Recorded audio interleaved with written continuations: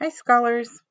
Today we are reading Queer, a Graphic History, and specifically, we are looking at pages 125 through 152, and the sections for these pages are criticisms and tensions, and it has a picture of people in kind of like a tornado or something, spirals.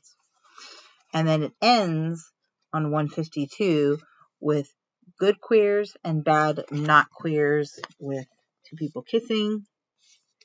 And I'm not sure why I chose this particular section to group together, because actually it's kind of like in the middle of an idea, but that's okay.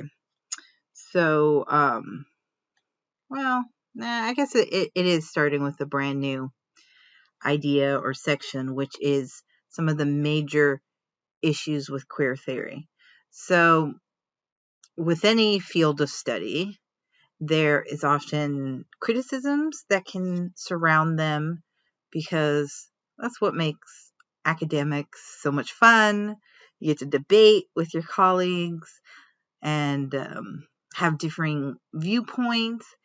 And in general, we always have a lot to learn. And so, of course, there's going to be some criticisms. And so that's what we're going to start with. And the main one they mention on this very first page of 125 is the whole idea of queer theory as being like a philosophical, we're talking about ideas, versus the type of work that queer activists do and the applications of the high theory that we're discussing. And so it's kind of what the graphic is representing here. You know, your ideas have nothing to do with real life, the lived experiences, and then, and the theorists complaining, oh no, it's you activists that, aren't getting it. And so if you continue on in the chapter, really a point we've already been highlighting in the class is the absence of race in queer theory. So a lot of the scholars, both, or really, all of our textbooks have been focusing on, have been white scholars. And so, the author of this textbook is their author and graphic artist, are even honest to say few of the queer theories we have covered so far have considered race essentially important. And then they said, well, many have been white queer theorists. And so they make the argument of race needing to be centralized in queer theory. And they bring up some really great theorists. And you can see their pictures here and some names. And I get excited because I see Gloria Anzaldúa. And she's someone I've read a lot of her writings. So her particular point that they mention here is that race categories are one vital way in which people are identified and policed in fixed binary biological essentialist ways. And they're policed as much as the policing that goes around gender and sexuality. And so the next few pages in this book are all about race and responses to the marginalization of race within queer theory. Critical race theory is talked about very briefly on page 129, and I've included an entire separate lecture for that, or lecture page, because I've taught critical race theory in a lot of my other classes, especially in ethnic studies.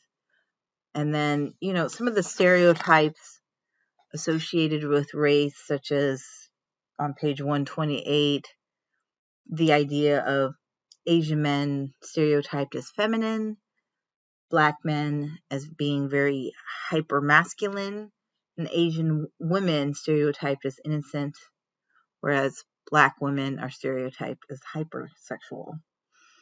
And so again, queer theorists are brought up with little mini quotes about queer theorists of color and how they're working on integrating the two within the field. And then we've talked about intersectionality. And so intersectionality as it relates to race is brought up along with a whole bunch of other categories. And it's kind of displayed with a sign with multiple paths. And then something really interesting that's brought up, and I did a lot of work on this in graduate school about a white minority world context and this idea of multiple genders or a gender spectrum existing in other countries outside of our white Western, maybe very Eurocentric viewpoint, and that not enough queer theories have talked about these areas of scholarship.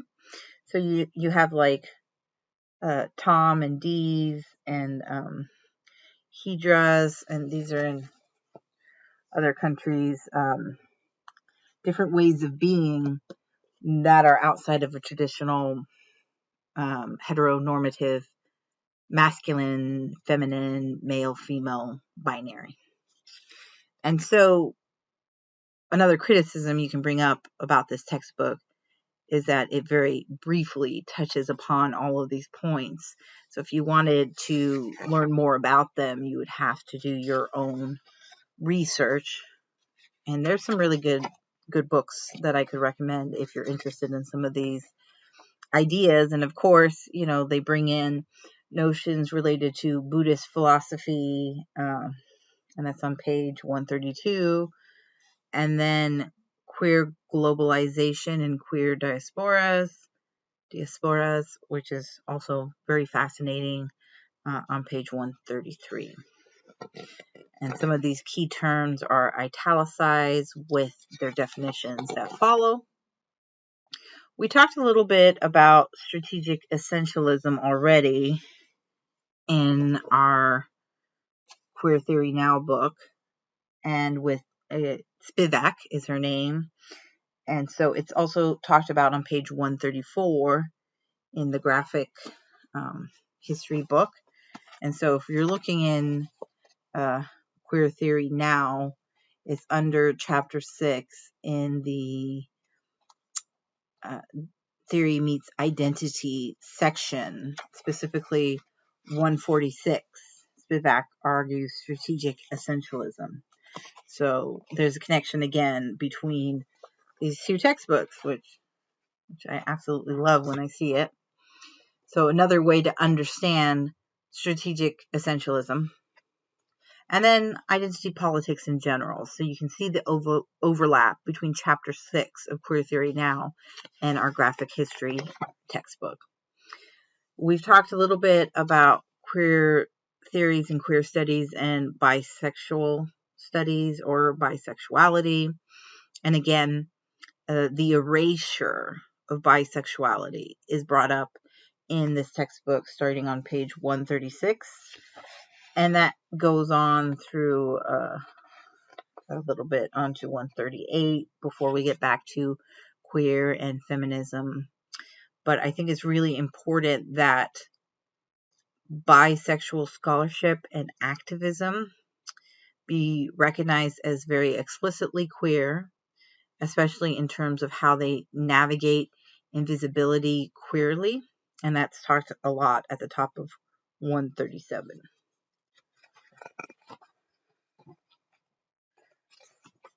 So a little more discussion on queer feminisms and a little bit of maybe criticisms about Judith Butler's work. That starts on page 139.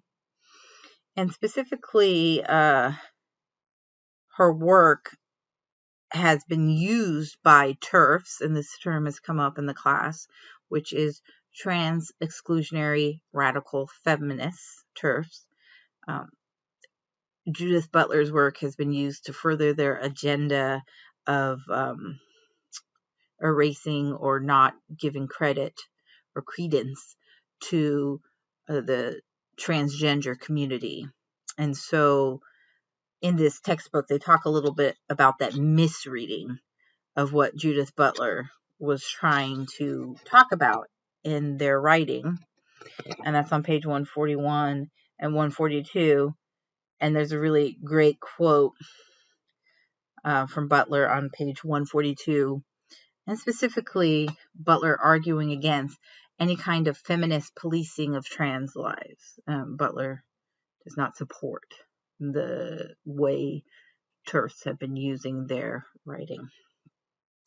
So a little bit more about the trans experience is talked about on 143, and trans studies, which we have an assignment on Canvas for on page 144. And again, ideas of trans study brings us back to Queer Theory Now and the Identity Politics chapter of chapter 6, Theory Meets Identity.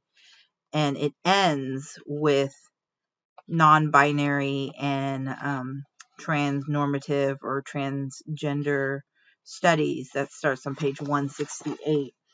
So again, it's an overlap between the two textbooks. So if you're not able to fully grasp it in one textbook, you can translate to the other and see if the different presentation helps with your understanding.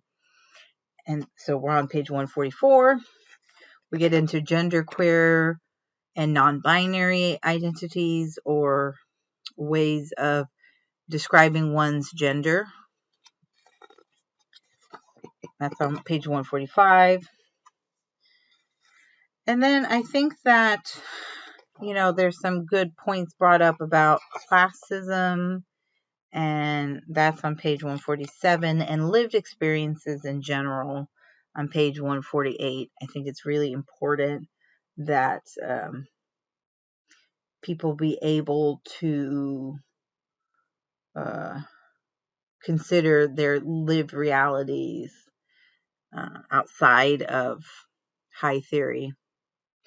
And then this page on 149 made me think of our class, and perhaps the biggest criticism of the field is the inaccessibility of the high theory, and that